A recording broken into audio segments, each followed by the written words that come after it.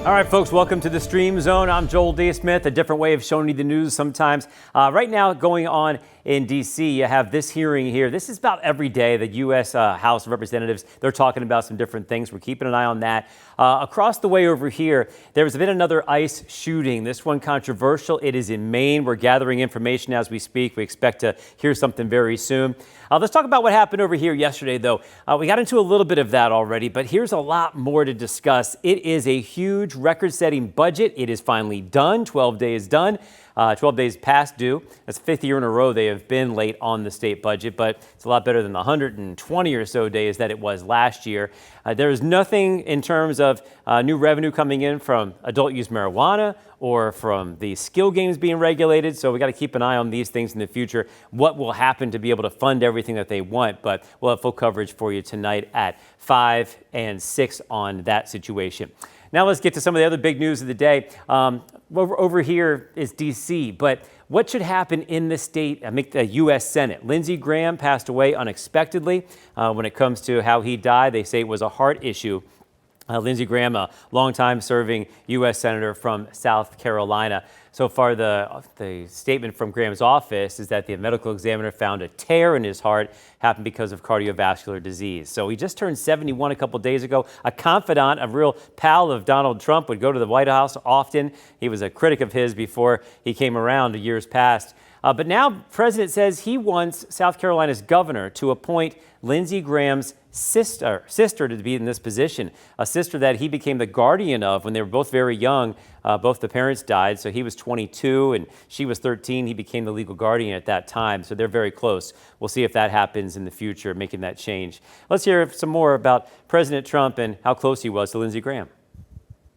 Well, it's devastating. I thought he was fine. He called me last night. He just got back from Ukraine, and he had a great trip. He was telling me about the trip. He was pushing very, very hard. You probably know he wanted to do the Save America Act that he was talking about that. He was full of vim and vigor. He was tired. He said, "I'm tired," because it's a long trip.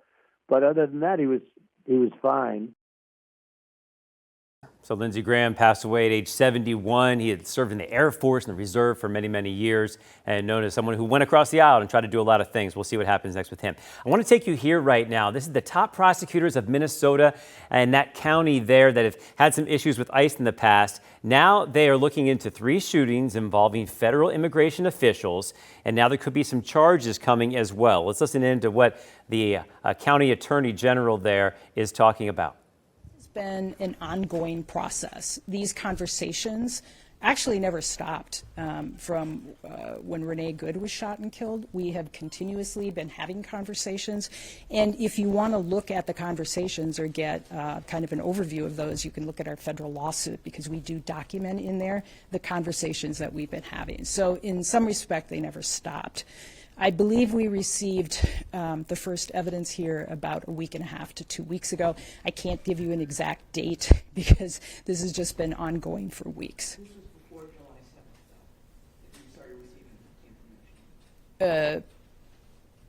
Yes. Yeah. Thank you. I was like, what month are we in here? Yes, it was. It was. Jeff. I don't know if you can speak to this, but there have been other times in this process where it has felt like state investigators were close to getting evidence or getting. So you're listening live into potential now charges coming to some ICE agents and what was going on in Minnesota over the last year or so, some controversial interactions with folks. That's it from the Streamzone right now. We're looking forward to some more coverage this evening. Once again, when we're talking about the Dow right now is down a little bit. That could be because of oil prices. And now that there's been some more bombing, it looks like the ceasefire is over between the U.S. and Iran. That's it for now at the Streamzone. I'm Joel D. Smith. We'll see you next time.